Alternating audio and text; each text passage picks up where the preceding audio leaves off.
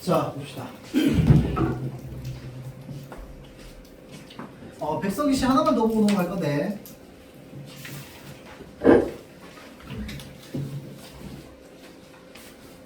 개인적으로 나의 개인적인 이야기를 좀 하자면 사실 내가 누군가를 가르칠 거라고는 사실 생각을 딱히 못하고 살았었는데, 근데 내가 전공을 이쪽으로 정하면 어찌됐건 어떠한 나의 의지로 이제 하게 된 거거든. 내가 고등학교 2학년 때 이제 진로를 정하게 했는데, 그 전까지는 나는 막 국어나 문학 뭐 이런 쪽으로는 딱히 뭐 관심이 없었어요. 책도 뭐 살면서 그렇게 많이 읽은 것도 아니고. 근데 그 전까지 나는 뭘 하고 싶었냐면, 그 고등학교 내내 나는 그러니까 사실 졸업할 때까지도 그랬는데, 그러니까 영어를 제일 잘했어. 영어 점수 항상 제일 높았어. 그리고 이제 여러분들은 지금 이제 그 절대평가지만 영어가 올 때 상대평가였거든. 근데 이제 항상 그냥 영어가 제일 높았어요. 영어 진짜 잘했고 특별한 노력을 들이지 않아도. 그래서 이제 나는 한 중학생 때쯤에 깨달은 게, 내가 여러 가지 이제 살면서 가지고 있는 능력들이 있을 거 아니야. 근데 그 육각형의 능력치 중에서 제일 그래도 이제 꼭지점이 바깥으로 나가 있었던 게 이 언어 습득 능력이 있더라고요. 그래서 그게 이제 제2 외국어를 배울 때 처음 느꼈어요. 나는 똑같은 수업을 들으면 다른 사람들이 다 나처럼 아는 줄 알았거든요. 근데 이제 알고 보니까 아니더라고. 그래서 내가 가지고 있는 능력 중에서 나는 이제 뭐 수학은 일찌감치 포기했고, 나는 근데 이제 그런 것들은 그래도 내가 가지고 있는 어떤 긍정적인 능력이구나 라고 싶어서 생각해서, 원래 이제 나의 어떤 장래 희망은 통역이나 번역 이런 일을 하는 게 이제 원래 내 꿈이었어요. 근데 그러다가 나는 이제 그 집이 그렇게 막 유급한 편은 아니어가지고 학원을 딱 하나밖에 못 다녔거든. 이제 국어학원 딱 하나만 다녔어요. 하나만 다녔는데, 수업 시간에 이제 막 이런 자료들을 나눠줄 거 아니야, 학원에서. 딱 받았는데 문제 지문에 뭐가 있었냐면 시가 한 편 있었어요. 근데 그 시를 한 편 딱 읽는 순간 내가 헉한 거야. 사람이 어떻게 글을 이렇게 쓸 수 있지? 생각을 어떻게 이렇게 할 수 있지? 라는 생각에 되게 큰 충격을 받고, 긍정적인 충격이지. 충격을 받고, 그날 수업 시간은 거의 내용을 다 까먹었어요. 그냥 글씨만 계속 외웠어. 계속 읽고. 그러다가 그때는 스마트폰이 없던 시절이어가지고 글씨를 계속 외웠어. 안 까먹으려고. 집에 가자마자 바로 그거 검색하려고. 그래서 이제 외워가지고 집에 가자마자 바로 그 작품을 검색해가지고 막 이렇게 되고 저렇게 되고 막 해봤단 말이야. 그래서 이제 그 작품이 뭐냐면 박목월의 하관이라고 하는 시예요. 혹시 뭐 읽어본 학생이 있을 수도 있는데, 아주 드물게 모구나 그 내신 시험에서 종종 나오는데, 하관이라고 하는 게 뭐냐면 관을 내리는 거거든. 이제 화자가 동생이 죽은 거예요. 나보다 먼저. 그래서 동생의 관이 이렇게 쭉 땅에 이제 묻으니까 쭉 내려오는 그 장면을 보면서 이야기를 하는 거야. 화자 입장에서는 지금 동생을 잃었기 때문에 큰 상실감에 빠져 있는데, 이 관이 내려오는 모습을 보면서 화자가 환청을 들어요. 어떤 환청을 듣냐면 계속 저 관에서 나한테 동생이 형님 형님 부르는 소리가 내 귀에 막 들리는 거야. 그래서 그 모습을 보면서 형님 형님 하는 소리는 들리는데, 나도 오냐 동생아 라고 하면서 대답을 하는데, 그 대답이 동생한테 다 안닿거든요. 그래서 굉장히 동생과 나의 어떤 그 단절감이나 이런 것들을 좀 느껴요. 그러면서 내가 동생과 느껴지는 이 단절감을 뭘로 표현하냐면요, 형님 하는 목소리는 내 귀에 들리는데 내 목소리는 동생에게 미치지 못하는, 다만 여기는 열매가 떨어지면 툭 하는 소리가 들리는 세상이라는 표현을 쓰거든요. 이게 뭐냐면 나랑 동생이 지금 이 세계가 단절되어 있다는 걸 열매가 떨어지면 툭 하는 소리가 들리는 세상으로 표현한 거야. 내가 살고 있는 세상은 열매가 떨어지면 툭 하는 소리가 당연하게 들리는 세상이야. 그러고 나서 시가 끝나는데 그 표현은 무슨 표현이야? 동생이 살고 있는 세계는 그렇지 않다는 걸 얘기하는 거거든요. 그래서 내 가족이 죽어서 관이 내려오는 그 모습을 보면서 이 단절감을 세상의 열매가 떨어지는 거랑 이제 연결한, 그게 좀 되게 대단해 보였어요. 너무 충격적이고 어떻게 저렇게 표현할 수 있지? 라는 생각을 했는데, 그 이후에 또 이제 글들을 읽으면서 두 번째로 충격받았던 작품이 바로 이겁니다. 그래서 내용을 좀 보자면, 가난한 내가 아름다운 나타샤를 사랑해서 오늘 밤은 눈이 푹푹 내린다 라고 되어 있었거든요. 자, 이 세 줄만 딱 읽는데 내가 거기에서 헉한 거예요. 왜 혹했냐? 봐봐. 이 해서 때문이요. 해서 때문에. 왜냐면 여러분들 혹시 여기에 그 저기 뭐냐? 내가 MBTI가 T다 손. 둘밖에 없어? 진짜로? 진짜? 저 뭔데? 왔다 갔다 하는 애야? 저 F. 아, F야? 완전 F. 완전 F야? 저 완전 F. 완전 F야? INFP. 오 진짜 나도 ENFP인데. 자, 그 봐봐봐. 그 왜 요즘에 요즘은 아니고 이제 한때 한참 유행했던 말 중에 왜 그거 있었잖아. 나 우울해서 빵 샀어. 그 문장을 왜 티들이 이제 이해 못한다. 라고 이제 막 이야기들이 있으면서 우울하는 거랑 빵 산 거랑 무슨 상관이야? 라는 이제 질문이 나온다고 티들은. 뭐 그렇게 얘기를 막 있었잖아, 그쵸? 자, 그래서 그 문장이랑 나 우울해서 빵 샀어라고 하는 문장이랑 사실 이 문장이랑 똑같거든.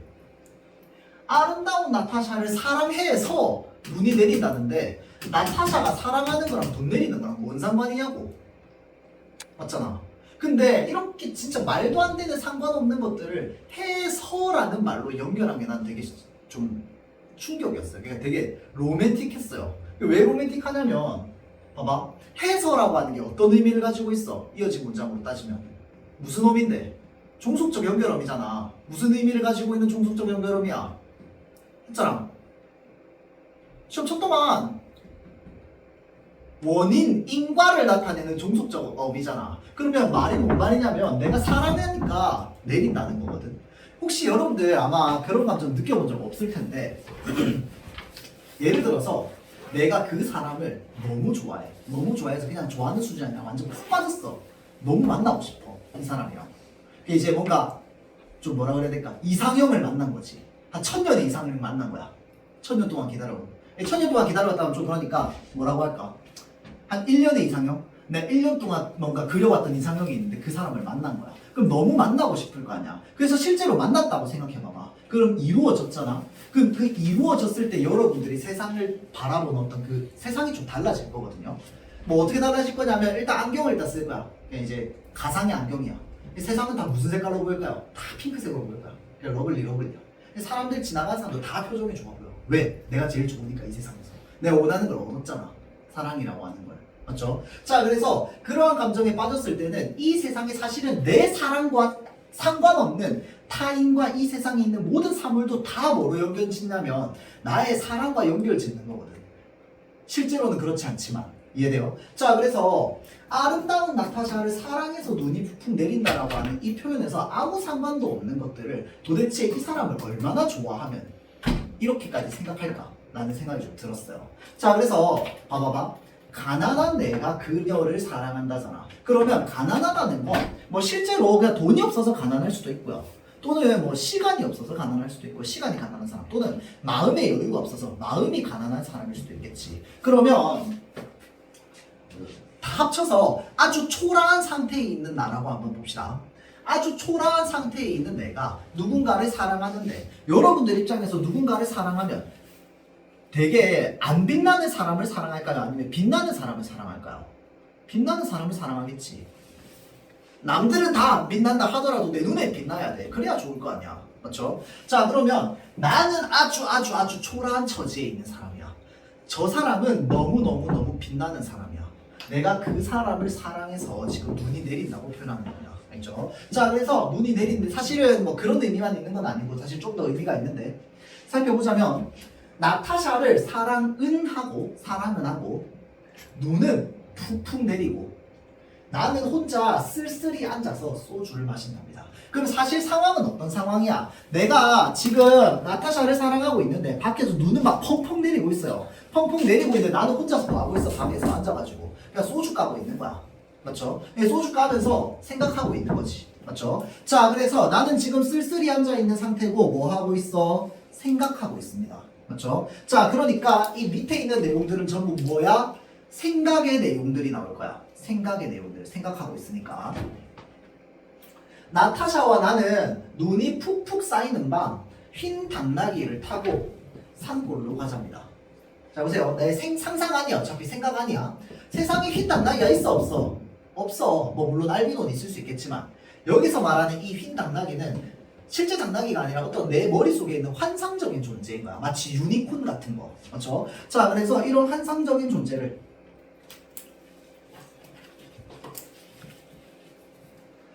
타고 나타샤랑 나는 어디로 간다고? 산골로 간다고요. 산골로 가서요. 출출이 오는 깊은 산골로 가서 마가리에 가서 살잡니다. 거기 가서 사는 거야. 내 상상 속에서 나타샤랑 나는. 자, 눈은 푹푹 내리고요. 나는 나타샤를 사랑하고요. 나타샤가 안 올 리가 없답니다. 왜 안 올 리가 없는데? 내 상상 속이니까. 내 상상 속에서 안 오는 걸 상상하겠니? 그렇죠? 자, 내가 흰 당나귀 아주 환상적인 존재를 데리고 나타샤를 데리러 가면은 나타샤는 날 안 따라올 리가 없다는 거야. 날 따라오면 어디로 가자고? 저기 산골 가서 살자고. 이해돼요? 눈은 푹푹 내리고 있고요. 언제 벌써 내 속에 보조곤이 와서 이야기를 한답니다. 자, 그럼 생각해보세요. 나 상상 속에서, 내 상상 속에서 나타샤가 나한테 와가지고 무슨 말을 전하면 그 말은 사실 누구 생각이야? 내 생각이야, 내 생각. 맞죠? 자, 그래서 나타샤가 나한테 와서 이야기를 하는데 뭐라고 얘기를 하냐면요. 산골로 가는 것은 세상한테 지는 게 아니라는 거야. 뭔데? 세상 같은 건 더러워서 버리는 거라는 거야. 자, 그러니까 뭐라고 생각하는 거야? 주체적으로 생각하는 거야. 봐봐. 나는 지금 어떠한 상태였냐면 아까 가난한 나, 그러니까 초라한 상태였거든. 아주 초라한 상태에 놓여있는 내가 산골로 가자, 세상에서 떠나서 산골로 가자라고 하면은 마치 뭐야? 도망가는 것 같단 말이야. 그러니까 그게 아니라고 얘기하는 겁니다. 내 마음속에서. 나는 세상한테 져서 거기로 가는 게 아니고 세상이 지금 너무 더럽기 때문에 이 더러운 세상 내가 버릴 거라. 그래서 어디로 가자고? 산골로 가자고 얘기합니다. 자, 그러면 세상이 더러워요. 나는 어떠한 존재야? 초라한 존재야. 나 초라하고 세상이 더러운데 내가 이 흰 당나귀를 데리고 산골로 간다면 이 산골이라고 하는 공간은 내가 초라한 것과 세상이 더러운 것과는 뭐가 된 공간일까요? 단절된 공간입니다. 그거 없이 가자고. 이해돼요? 그러면 거기 가서 할 수 있는 건 뭐밖에 없을까요? 다른 나의 외부적인 것들을 모두 제외한 두 사람만의 사랑만 있는 공간이야. 왜? 그걸 떠났으니까. 이해돼요? 자, 그래서 아까 나왔던 이 산골이라고 하는 공간은 어떤 공간인데 두 사람이 모든 조건을 배제하고 오롯이 사랑만 할 수 있는 그런 공간인 거야. 이해돼요? 그런 공간으로 가자고 이야기를 하는 겁니다. 자, 그래서 지금 나타샤가 하는 이 이야기를요, 우리가 생각을 해보면 한 3가지 정도로 좀 의미를 부여해 볼 수 있을 거야. 산골로 가는 행위에 대한 정당성을 부여한다. 그러니까 합리화를 하는 거야, 합리화. 산골로 왜 가는지, 가는 게 왜 정당한지, 왜 당연한지. 세상은 더러워서. 다음, 세상이 더럽다며 외부 현실에 대한 부정적인 인식. 지금 내가 살고 있는 현실에 대한 너무 부정적인 생각이 강해서 여기서는 우리의 사랑을 진짜 제대로 이뤄낼 수 없어. 우리는 떠나자가 되는 거겠지. 자, 다음 3번째, 떠나자고 하는 이유는 뭔데? 오롯이 우리 둘만이 뭐가 할 수 있는 순수하게 사랑할 수 있는 곳으로 떠나자는 거거든. 맞죠? 자, 그래서 순수한 사랑을 유지하려는 태도가 나타나는 거야. 그래서 다시 위로 올라가면 봐봐봐. 가난한 내가 아름다운 나타샤를 사랑해서 오늘 밤은 눈이 푹푹 내린다며. 여기서 내리는 눈이 왜 순수를 상징하는데? 그냥 하얘서요? 아니면 다른 작품에서 눈이 순수라서요? 순수한 사랑을 꿈꾸면서 가는 그 산골이라고 하는 공간에 내리는 눈이기 때문에 그렇습니다. 굉장히 낭만적인 눈인 거야. 이해되죠? 자, 그래서 순수한 사랑을 상징하는 겁니다. 자, 다음 마지막 면으로 가서요. 눈은 푹푹 내리고요. 아름다운 나타샤는 나를 사랑하고요. 어디서? 흰 당나귀도 오늘 밤이 좋아서 응앙응앙 울 것이랍니다. 자, 흰 당나귀는 어차피 내가 상상 속에서 만들어낸 존재야. 걔가 좋아한다는 건 뭐야? 내가 원하는 게 이루어진다 이 말이거든. 그래서 우리 두 사람이 이런 거 세상은 다 더러워서 버리는 거야. 그래서 산골로 가. 산골로 가서 살게 된다면 그거는 전부 뭐야? 지금 내가 원하던 이 상상 속의 것들이 이루어지는 거야. 근데 나는 현실에선 지금 뭐 하고 있는 거야? 눈이 푹푹 내리고 있을 때 방에 앉아서 홀로 쓸쓸히 소주 까고 있는 거야. 그러면서 나타샤를 생각하고 있는 거지. 이해돼요? 자, 그래서 이런 그 다른 외부적인 조건을 전부 배제하고 오로지 순수한 사랑만을 원하는 어떤 화자의 태도, 이런 것들이 좀 드러난다고 볼 수 있겠지. 그렇죠? 여러분 나중에 대학 가면 그런 사랑을 하게 되지 않을까요? 아무런 그 조건을 신경 쓰지 않는. 그래서 일단 그런 내용이 좀 나온 작품입니다. 자 다음 넘어가서 이제 시대를 좀 넘어가 볼 건데 1960년대로 넘어가 볼게요.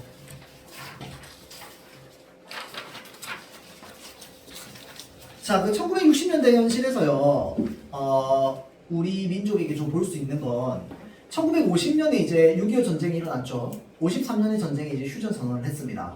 그러고 나서 이 전쟁의 피해를 조금씩 복구해 가고 회복해 나가고 이념 갈등이 조금씩 줄어들고 조금씩 이제 안정되고 있던 차에 이제 뭐만 되면 완벽하냐?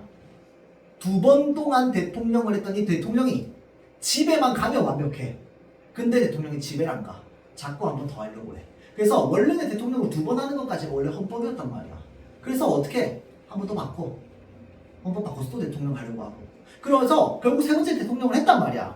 이승만 대통령이. 세 번째 대통령을 했을 때 사람들 마음속에는 스멀스멀 어떤 생각도 피어오르고 있었냐면 이제 집에 좀 가도 되지 않을까? 그만해도 될 것 같은데? 라는 생각들이 조금씩 스멀스멀 피어오르고 있었단 말이야. 근데 그러한 상황에서 사람들이 막 이제 이건 잘못됐다. 헌법을 바꿔서까지 이제 대통령을 하는 건 잘못됐다. 라고 하는 이런 목소리를 내도 그게 수면 위로 오르지가 않았어요. 왜 그러냐면 이미 언론은 통제당한 상황이었거든. 그러니까 안 나와 겉으로는. 그런데 그런 와중에서도 이게 잘못됐다고 먼저 몸소 나서서 막 이야기하는 사람들이 있을 거 아니야. 맞죠? 자 그런데 그런 사람들이 있는가 하면 또 어떤 사람도 있겠어. 마음속에 잘못됐다는 생각은 가지고 있지만 뭔가 행동으로도 옮겨지지 않는 마음만 그렇게 생각하고 있는 사람도 있을 거 아니야. 맞죠? 자 그래서 이 시는요 그런 마음만 가지고 있는 자신의 모습을 비판하는 작품입니다. 알겠죠? 자 그래서 보자면 고궁을 나오면서 옛날 궁이겠다 그치? 옛날 궁궐을 나오면서 자 보세요. 왜 나는 조그마한 일에 분개하는가? 저 왕궁 대신에 왕궁의 음탕 대신에 자 여기까지 딱 끊으면 우리가 만약에 모의고사였다면 요 두 줄에서 얻어낼 수 있는 정보가 못해도 한 3-4개는 될 겁니다. 일단 첫 번째 나는 뭐 하는 사람이야? 조그만 거에 분개하는 사람이야. 첫 번째. 다음 두 번째 말투 봐봐 뉘앙스. 왜 나는 조그만 일에 분개하는가 라고 말하는 건 말투가 어떤 말투야? 왜 나는 이러고 있지? 왜 나는 이걸 하지? 라는 말투야. 보통 이런 그 감정을 여러분들 무슨 감정이라고 하지 않습니까? 돌아보면서 의심한다, 생각한다. 돌아볼 회자를 써서 회의감이라고 하죠. 지금 자신이 조그마한 것을 분개하는 상황에 대해서 뭐 하고 있는 거야? 회의감을 가지고 있는 겁니다. 회의감을 왜 가지는데? 조그마한 일에 분개하는 게 옳다 옳지 않다? 옳지 않다고 생각하기 때문에 회의감을 가지는 겁니다. 왜 나는 분개하는가잖아. 왜 나는 분개하는가? 자 그러면 봐봐봐. 이 조그마한 일에 분개하는 나 자신을 보면서 회의감을 가진다는 건 원래 조그마한 거에는 분개하면 된다 안 된다? 안 된다를 얘기하는 거야. 맞죠? 분개하면 안 된다. 근데 저 왕궁 대신에 왕궁의 음탕 대신에라고 돼 있잖아. 대신 에라고 끝났으니까 이 문장은 도치된 거야. 맞죠? 그럼 이 대신에가 원래 어디 있어야 되는데? 여기 있어야 될 거 아니야. 왜 나는 왕궁의 음탕 대신에 조그마한 일에 분개하냐고. 그럼 원래 분개했어야 되는 건 어디라는 거야? 왕궁의 음탕이라는 거야. 이해되죠? 원래 분개는 여기다 했어야 되는데 나는 지금 여기다가 분개하고 있어. 그리고 그게 지금 뭐야? 부정적인 거야. 이해되죠? 그 다음에 나는 이제부터 분개를 하면 그건 전부 조그마한 일에 분개를 하는 거야. 알겠죠? 자, 그 상황에서 보면 50원짜리 갈비가 기름덩어리만 나왔다고 분개했다며. 그러면 이게 뭔 거야? 조그마한 일인 거야.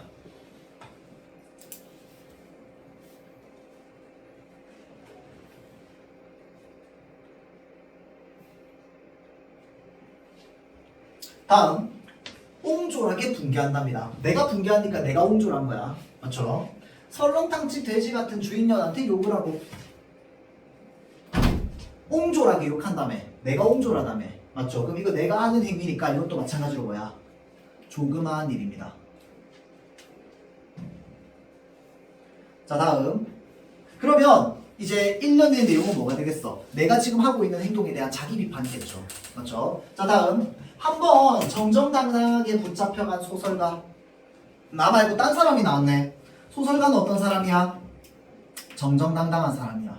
나는 뭐한 사람이야? 옹졸한 사람이야. 나는 옹졸한 사람이고 소설가는 정정당당한 사람이야. 이 사람 붙잡혀갔대요. 그래서 그를 위해서 언론의 자유를 요구하고 월남 파병에 반대하는 자유를 이행하지. 여기 뭐라고 돼 있어? 못하고라고 돼 있습니다. 내가 못한 거야. 봐봐. 이거를 이행하지 못하고라고 하는 건 무슨 말인데? 이행했어야 되는데 못했다는 뜻이야. 맞죠? 이행했어야 되는데 못했어. 그러면 이 이행했어야 되는 이것이 바로 뭐랑 똑같은 거야? 아까 이야기했던 왕궁의 음탕 같은 것들이겠지. 이해되죠? 왕궁의 음탕이 붕괴하는 거죠. 정확하게 말하면. 자, 그래서 앞에 나왔던 말이랑 연결하자면 얘는 어떤 일이냐면 조그마하지 않은 일일 거야. 이해돼요? 얘는 조그마하지 않은 일이야. 그 말은 뭐야? 내가 했어야 되는 거야. 조그마한 일에 붕괴하는 건 나는 하지 말았어야 되는 일인데 이거는 했어야 되는 일이야. 그 뭐 뭔데? 언론의 자유를 요구하는 거, 월남 파병에 반대하는 거 이런 것들이랍니다. 그러면 이 행위를 한 사람은 누군데?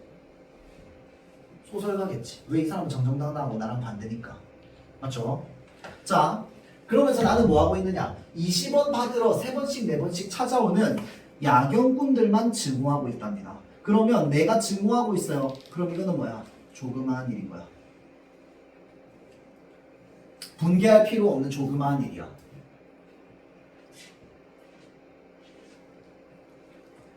야경꾼이 뭐냐면 여러분들 지금은 우리 시대에 뭐 예를 들어서 내가 위험에 빠질 것 같아. 경찰 부르면 뭐 한 10분 안에 오잖아. 맞죠? 10분이 올 거야.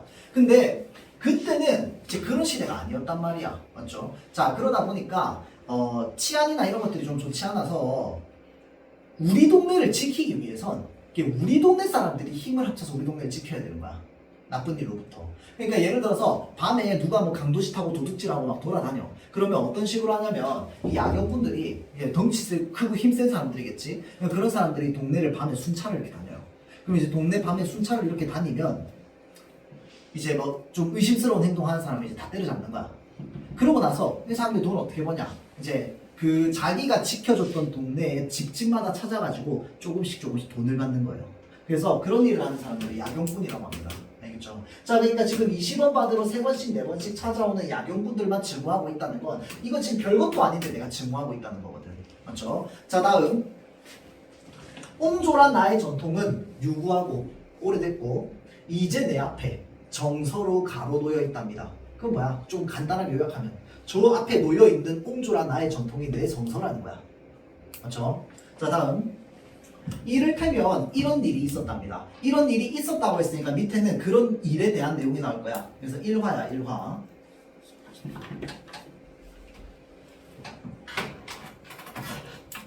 자, 그러면서 여기서부터 여기까지 그냥 쭉 읽어볼 텐데 뉘앙스를 한번 보세요. 부산의 포로 수용소의 제14 야전병원에 있을 때 정보원이 머스들과 스폰지를 만들고 거즈를 개피고 있는 나를 보고 토로 경찰이 되지 않는다고 남자가 뭐 이런 일을 하고 있냐며 놀린 일이 있었답니다. 정보원이 나를 놀린 일이 있었대요. 지금도 내가 반항하고 있는 것은 이 스펀지 만들기와 거즈 접고 있는 일과 조금도 다름없답니다. 자, 이렇게 끊으면 봐봐봐. 지금 정보원이 날 보고 남자가 뭐 이런 일을 하냐고 놀리잖아. 맞죠? 그러면 여기 이 지금 표시되어 있는 이 부분에서 나쁜 사람은 누군데? 누가 나쁜 사람인데?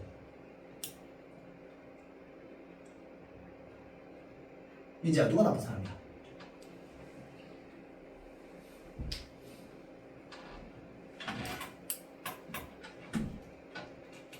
누가 나쁜 사람? 일단 사람은 정보원 나야. 누가 나쁜 사람이야? 나. 나가 왜 나쁜데? 어.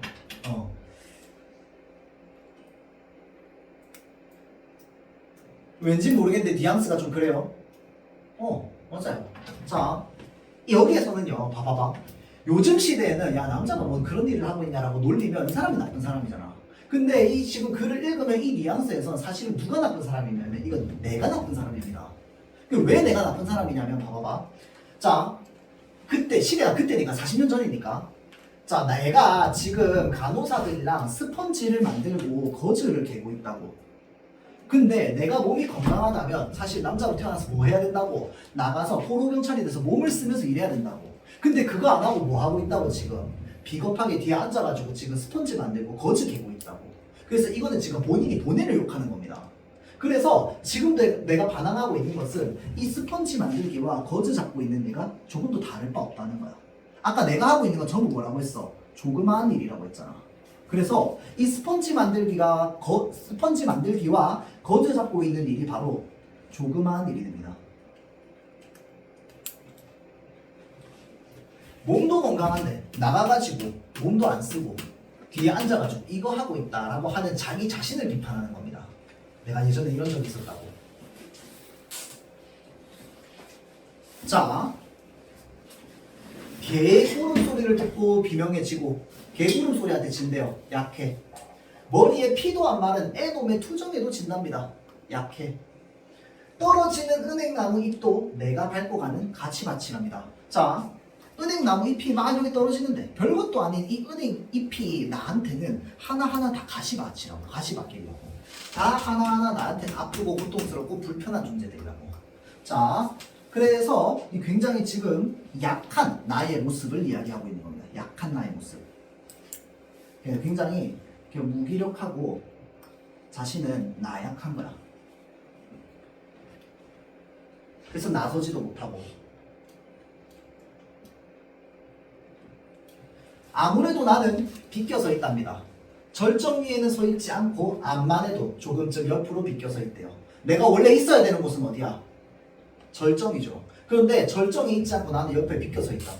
그리고 조금쯤 옆에 서 있는 것이 조금쯤 비겁한 것이라는 걸 알고 있다는 거야. 그러니까 내가 여기에 있지 않고 여기에 있는 게 비겁하다라고 얘기했으니 이제 앞으로 위에 나왔던 이 내가 했던 모든 행동들은 다 뭐가 되는 거야? 비겁한 행동이 되는 거야. 그럼 비겁한 행동 뭐 있었는데? 설렁탕집 주인한테 욕한 거. 그 다음에 갈비가 기름덩어리만 나왔다고 욕한 거. 너스들이랑 거즈 개고 스펀지 개고 있었던 거. 이런 것들이 전부 뭐야? 비겁한 일이라는 거야. 나는 그런 거만 하고 살았다고. 자, 그래서 나는 이렇게 옹졸하게 반항한대요. 나는 옹졸한 인간이니까. 이발쟁이에게, 땅 주인한테는 못하고 이발쟁이에게, 구청 직원한테는 못하고, 동네 직원한테도 못하고, 동네 직원, 동사무소 직원, 야경꾼에게 20원 때문에, 10원 때문에, 1원 때문에 우습지 않냐고, 내 모습이. 자, 봐봐봐.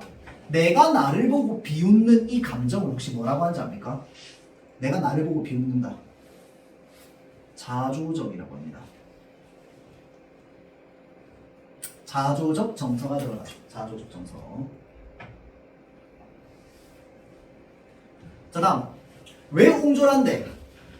자, 지금 사실 요즘 시대는요, 여러분들, 뭐 구청 직원이나 동사무소, 뭐 저기 복지센터 직원은 솔직히 말해 지금 시대에는 마치 뭐 이 우리 시민들을 위한 심부름꾼처럼 뭐 조금만 뭐 말 안 들어주면 뭐 민원 폭탄하고 막 이런 시대지만 요 시대 때는 어찌됐건 공공기관에서 일하는 공권력을 등에 업고 있는 사람이라고 생각이 됐기 때문에 함부로 못하는 사람들이었습니다. 그때는. 그러니까 힘있고 함부로 못할 만한 사람들한테는 옹졸하게 아무것도 못하고 이발쟁이랑 야경꾼한테만 뭐 하고 있는 거야? 나는 붕괴하고 있는 거야. 그래서 그게 지금 굉장히 옹졸하다고 내 모습이. 그래서 내 모습이 참 우습다고. 뭐래야? 나는 얼만큼 작냐? 작냐라고 얘기하죠. 마찬가지로 자기 자신을 자조적으로 표현하고 있는 겁니다.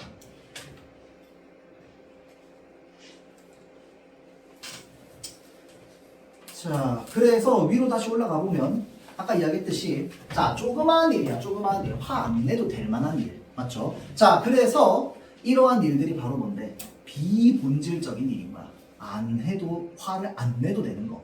반항하지 않아도 되는 거. 그런 것들에만 내가 반항을 하고 있다고. 그러면 왕궁의 음탕에 대해서 반항하는 거. 포로경찰이 되는 거. 그런 것들이 뭐야? 본질적인 일이 되겠지. 이해되죠? 자, 그래서 여기서 말하는 이 왕궁의 음탕이라고 하는 게 그러면 뭐겠어? 여러분들. 그때 당시에 왕이 있어 없어? 없잖아. 그럼 왕 말고 누군데? 대통령이겠지. 맞죠? 자, 그러면 대통령이 있는 곳 어디야? 뭐 청와대든 또는 이제 권력자들이 뭐 이제 국회의원들이 있는 곳, 뭐 국회의사당 뭐 이런 데일 거 아니야. 그래서 그런 곳에 음탕, 부정부패를 화내지 않고 조그마한 거에만 화내고 있다. 라고 지금 내가 나 스스로를 생각하고 있는 거죠. 자, 그래서 이런 어떤 권력자의 부정부패 이런 것들에는 내가 반응하지 않고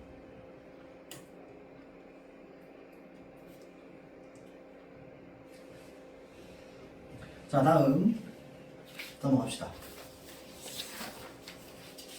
오, 잠깐만. 이것도 없구나. 그러면 여기 필기 좀만 더 합시다. 자, 봐봐봐. 미안합니다. 자, 자조적인 자기 반성이라고 되어 있거든요. 자기 반성. 자, 보세요. 반성인데, 그럼 뭐에 대해서 반성하고 있는 건데? 나의 성질에 대해서 반성하고 있는 거거든. 자, 그래서 우리가 이런 나의 반성을 보고 뭘 반성한다고 얘기하냐면, 자신의 소시민적 특성. 네 글자로 하면 소시민성이라고 할 거야. 소시민성. 또는 자신의 속물성에 대해서 반성하고 있는 겁니다.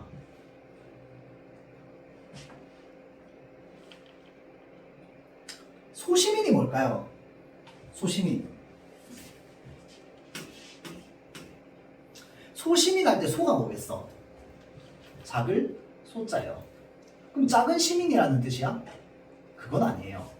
이게 사실 소시민이라는 말은요, 그냥 문학에서 나오는 말은 아니고, 원래는 이제 뭐 사회학이나 아니면 철학 뭐 이런 데서 이제 나오는 말인데, 쉽게 이제 좀 풀어서 의역해서 얘기를 하자면, 소시민이라고 하는 건 작은 일을 신경 쓰는 또는 작은 일을 하는 시민이라는 뜻입니다. 작은 일에만 신경 쓰는 몸매는. 그러면 작은 일이 있으면 뭐도 있을까요? 큰 일도 있겠죠. 그럼 큰 일은 뭐가 있을까요? 우리가 살고 있는 곳에 뭐 제도를 만들어내고 또는 좀 정의롭지 않은 게 있으면 그걸 정의롭게 바꾸고 나서서 먼저 사람들을 이끌고 그 다음에 주변에 힘들게 살아가는 사람들이 있으면 그들을 나서서 돕고 이런 것들을 큰 일이라고 볼 수 있어요. 그러면 소시민이 있으니까 대시민도 있어요? 그렇진 않습니다. 그런 건 아니고요. 그러면 소시민, 작은 일은 뭐가 있을까요? 그냥 하루하루 내가 그날 먹고 살 것만 걱정하는 것. 이런 것들이 이제 작은 일인 거야. 비교하자면. 저건 큰 일, 이건 작은 일이야. 그러면 예를 들어서 소시민이라는 단어가 있어. 그러면 이 소시민이라고 하는 단어는 부정적인 단어야? 그건 아니거든요. 우리 살아가는 사람들 다 소시민이지. 우리 당장 내일 먹을 거, 당장 다음 달 월급 생각해야지. 당장 다음 달 용돈 생각해야 되고. 맞죠? 자, 우리는 당장 나에게 주어진 것, 이것만 생각하면서 살아가는 그냥 다 소시민들이야. 그런데 소시민적인 특성 또는 소시민성이라고 하면 그때부터는 부정적인 의미가 붙는 거야. 어떤 의미가 붙는데? 주변이 어떻게 되든 말든 굶어 죽든 말든 나라가 뭐 무너지든 잘못되든 말든 뭐 하는 거야. 그냥 하루하루 내 먹고 살 것만 걱정하면서 살아가는 사람들. 그런 속성이 됩니다. 이해되죠? 또 속물이라고 하는 게 뭐야? 하나하나 나의 이익, 그러니까 입속을 따지는 행동들인 거잖아. 맞죠? 그래서 그러한 특성들을 뭐 하는 거야? 반성하는 겁니다. 이해되죠? 자, 그래서 이런 것들 좀 알아두세요. 소시민성은 많이 나올 거야. 자, 다음 누가 늘 보았다는가? 자, 요거는 그 신동엽이라고 하는 사람의 작가의 작품이고요. 마찬가지로 1960년대 이제 사회 현실을 배경으로 하고 있다고 보면 돼요. 자, 그래서 나랑 사실 수업을 오래 안 해봤으니까 잘 모르지만 나랑 수업 좀 같이 해보다 보면은 중간중간에 뭐 이제 모고 지문이라든지 또는 이제 뭐 갑작스러운 문학 작품이라든지 이런 것들을 좀 보게 될 때 나는 항상 여러분들한테 작가 얘기를 따로 하지 않습니다. 작가 얘기를 따로 하지 않아요. 왜냐면 알아서 뭐 할 건데 여러분들이 나와 있는 글만 제대로 읽으면 된단 말이야. 그래서 뭘 자꾸 막 추가적인 정보를 대입하고 이런 것들이 아니라 특히나 모의고사에서는 그냥 나와 있는 이 지문을 그냥 있는 그대로 읽어내는 게 중요하거든요. 그래서 보통 그런 얘기 잘 안 해요. 시대 얘기, 뭐 윤동주 작품 나와도 그런 얘기 안 해요. 알겠죠? 그런데 예외적으로 신동엽, 그 다음에 김수영, 이 두 사람이 나오잖아요. 그러면 그냥 1960년대 사회 현실 그냥 무조건 대입하세요. 왜냐면 예외 없어, 이 사람들이. 왜 그러냐면 사실 이 사람들이 작품 많이 썼거든요. 많이 썼는데 꼭 작품에 한두 줄씩은 그런 멘트가 들어가 있어. 주제가 그게 아니더라도 멘트는 꼭 들어가 있어요. 그리고 그런 게 없는 작품도 사실 있긴 하지만 안 나와. 그런 건 여러분들 고등교육 과정에서 이해되죠? 그래서 웬만하면 이 두 작가가 나오면 그냥 당시에 어떤 자유가 억압되고 있던 부정한 현실 그냥 바로 대입하면 됩니다. 알죠? 자, 볼게요. 누가 하늘을 보았다 하는가라고 하는 작품인데 요거 하나 물어봅시다, 여러분들. 사실 요즘은 아니라서 여러분들이 기억할지 모르겠는데 여러분들 아마 초등학생 때였을 것 같은데 한참 유행했던 밈 중에 그 드라마 장면에 누가 기침 소리를 내었는가? 라고 하는 그 대사가 있는데 혹시 압니까? 옛날 그 4달러 하는 그 4달러 아저씨 있었잖아. 기억나요? 그게 이제 내가 초등학교 3학년 때 방영했던 그 태조왕건이라고 하는 드라마에서 나왔던 그 장면인데 그 사람이 이제 궁예라고 하는 캐릭터를 이제 그 연기하는 거죠. 후고구려를 건설한. 봐봐. 누가 기침 소리를 내었는가? 라고 물어보면 이 말은 기침 소리가 나면 된다는 거야? 안 된다는 거야? 안 되니까 얘기하는 거야. 이해돼요? 누가 기침 소리를 내었는가? 라고 하면 이거는 기침 소리가 나면 안 되기 때문에 얘기하는 거야. 맞죠? 잘 보세요. 누가 하늘을 보았다고 하는가? 라고 얘기하면 누가 하늘을 누가 하늘을 보았다 하는가? 라고 하면 하늘을 봤다라는 말 자체가 뭐야? 화자 입장에서 하면 안 되는 말인 거야. 이해돼요? 그러니까 누군가 그 말을 하면은 야 누가 하늘 봤다 하냐? 이거야. 이제 하늘 봤다고 한 사람 누구야 이씨? 하면 안 되는 거야. 화자 입장에서. 이해되죠? 자, 누가 구름 한 송이 없이 맑은 하늘을 봤다 하냐고. 너 진짜 봤어? 그렇게 함부로 말하면 안 되지. 이거야. 이해돼요? 누가 봤다 하냐고. 그러면 왜 이렇게 얘기하는데? 네가 본 건 사실 뭐기 때문에 그렇습니까? 먹구름이기 때문에 그렇습니다. 네가 본 건 먹구름이라는 거야. 네가 구름 한 점 없이 맑은 하늘 봤다고 하고 하늘 봤다 하는데 야씨 누가 봤다 하냐 씨 네가 본 거 그거 아니야 라고 얘기하는 거죠. 뉘앙스가. 그렇죠? 자, 그거를 하늘로 알고 일생을 살아갔다는 거야. 야 너네는 하늘로 알고 그걸 살아갔는데 사실 그거 하늘 아니고 먹구름이라고. 다음, 네가 본 건 지붕 덮은 쇠 항아리라고. 지붕이 덮여 있다고요. 그걸 하늘로 알고 일생을 살아갔다는 거야. 그러니까 야 하늘 봤다고 한 사람 잘 들어. 네가 본 거 하늘 아니야 먹구름이야. 네가 본 거 하늘 아니야 쇠 항아리야 라고 얘기하는 거예요. 다음, 닭가라 사람들아. 자, 아까 청유형 어미 얘기했는데 똑같이 명령형 어미. 명령하는 이유는 뭔데? 그게 옳은 행동이기 때문에. 그러니까 화자가 생각할 때 뭐 해야 된다는 거야? 닦아내야 된다는 거야. 뭘 닦아내야 되는데? 네 마음속에 있는 먹구름, 구름을 닦아내야 된다고. 찢어라. 뭐 때문에? 쇠 항아리를 찢어야지 된다고. 왜 그런데? 아침 저녁 네 마음속 구름을 닦고 티 없이 맑은 영원의 하늘을 볼 수 있는 사람은, 그러니까 티 없이 맑은 영원의 하늘을 보려면 뭐 해야 된다는 거야? 구름을 닦아내야 된다는 거야. 맞죠? 구름을 닦아내고 티 없이 맑은 영원의 하늘을 볼 수 있는 사람은 외경이라고 하는 건 이제 원래 우리 요즘 말로 하면 이제 경외심이죠. 경외심이 뭔지 압니까 여러분들? 경외감. 경은 존경할 때 경자야. 그러니까 어떤 대상을 동경하고 존경해서 그냥 그 정도가 매우 큰 거예요. 매우 커서 두려움이 느낄 정도의 어떤 그 존경심과 동경하는 마음을 경외라고 합니다. 그러니까 너네는 하늘을 보지 못했기 때문에 무언가에 대한 경외감을 느낄 수 없을 거야. 여기서 말하는 이 무언가는 조금 이따가 얘기를 좀 하도록 하고, 다음, 아침 저녁 네 머리 위에 쇠 항아리를 찢고 티 없이 맑은 여기에 지금 구원의 하늘이라고 되어 있죠. 구원이 뭔데? 우리를 이제 살 수 있게 해주는, 그러니까 살려내주는 그런 겁니다. 그러니까 쇠 항아리를 찢어야 아주 맑은 우리를 살게 해줄 그런 하늘이 있다는 거야. 그런 하늘을 마실 수 있는 사람은, 하늘을 마신다는 게 좀 표현이 이상하지만 뭐 하늘을 볼 수 있는 사람 또는 하늘의 공기를 마실 수 있는 사람 정도가 되겠죠. 자, 연민을 알 거라는 거야. 그러니까 너네는 이 맑은 하늘을 보지 못하면 너네는 연민조차 모르는 인간들이야 라고 얘기하는 겁니다. 그럼 여기서 말하는 연민은 어떤 의미인데? 어떤 굉장히 인간적인 가치입니다. 타인에 대한 사랑, 연민, 연대 이런 것들. 그러니까 너네 그런 거 모를 거라는 거야. 자, 그래서 여기 지금 슬픈 민중과 아픔의 현실을 알게 될 것이라 라고 되어 있는데 이게 왜 연결되는 거야?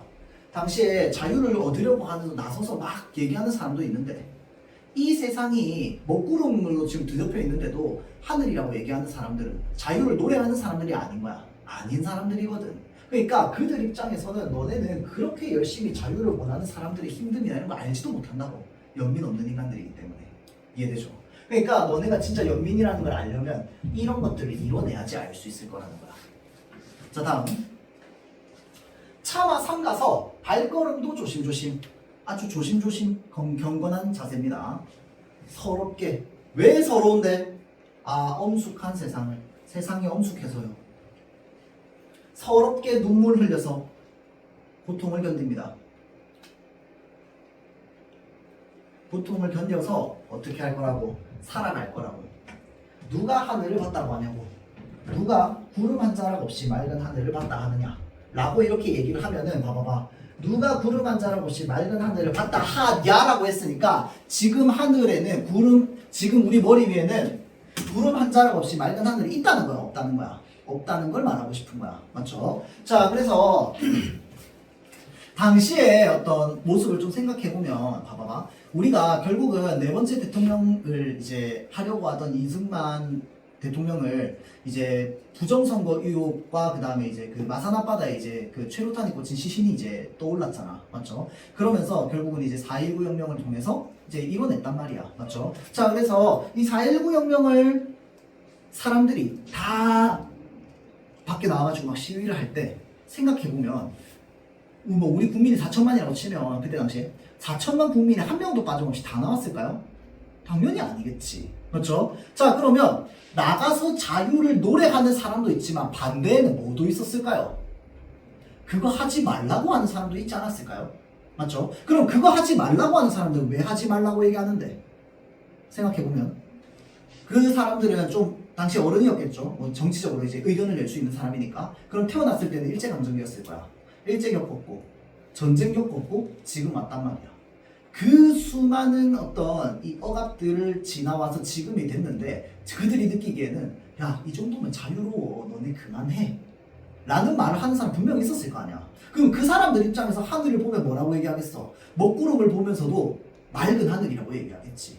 그런데 화자가 보기에는 야, 너네 하늘 맑다고 얘기하는데 너네 지금 자유가 있다고 얘기하는데 이거 진짜 자유 아니라고. 사실 언론 통제 다 돼 있고 목소리 내는데 안 나온다고. 그런데 너네들은 맨날 하늘 보고 있다고 얘기하는데 누가 하늘 봤다 하냐 라고 얘기하는 겁니다. 이해되죠? 그러니까 지금 현재 현실에 안주하고 변화하지 않으려고 하는 사람들에게 메시지를 전하는 거죠. 지금의 현실은 진짜 자유가 아닌데. 그럼 여기서 말하는 진짜 자유가 뭐야?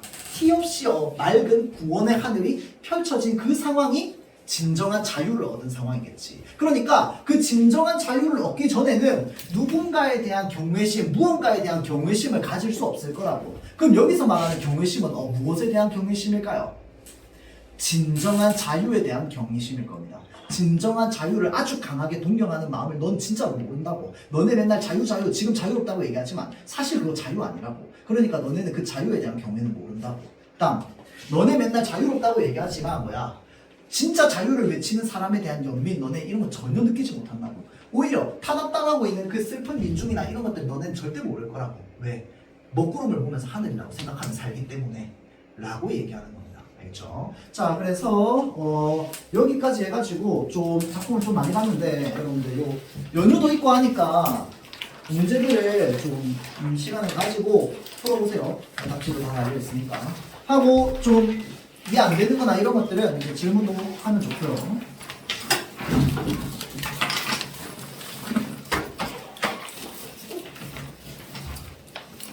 정리 한번 해줍시다.